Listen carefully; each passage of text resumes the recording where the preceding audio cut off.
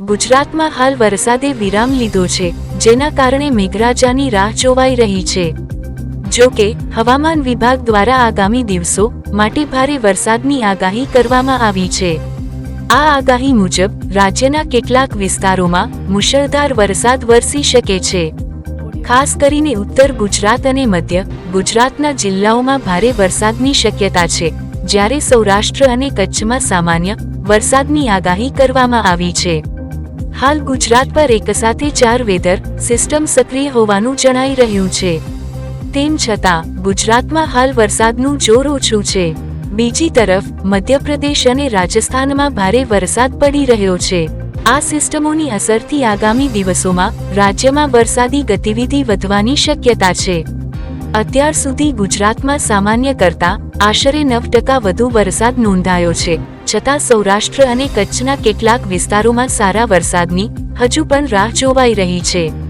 આગામી સમયમાં આ 4 સક્રિય સિસ્ટમની અસરથી ગુજરાતના હવામાનમાં કેવા ફેરફારો જોવા મળે છે તે જોવું રહ્યું।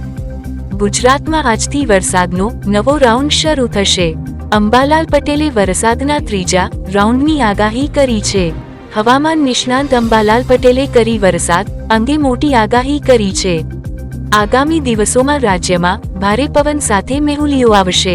આજથી 12 ઓગસ્ટ દરમિયાન વરસાદનું જોર વધી શકે છે। રાજ્યના જુદા જુદા ભાગોમાં વરસાદ પડવામાં શક્યતા છે। દક્ષિણ, મધ્ય અને ઉત્તર ગુજરાતમાં વરસાદ પડી શકે છે। રાજ્યમાં 15 ઓગસ્ટ સુધી વરસાદનું જોર રહી શકે છે। પાટણ, સમી, હારીજ, વાવ, થરાદ, બનાસકાંઠામાં વરસાદ ખાબકી શકે છે। સાબરકાંઠા, અરવલ્લી, પંચમહાલના ભાગોમાં વરસાદની શક્યતા છે। અમદાવાદ, ગાંધીનગર, વડોદરાના ભાગોમાં વરસાદ થઈ શકે છે।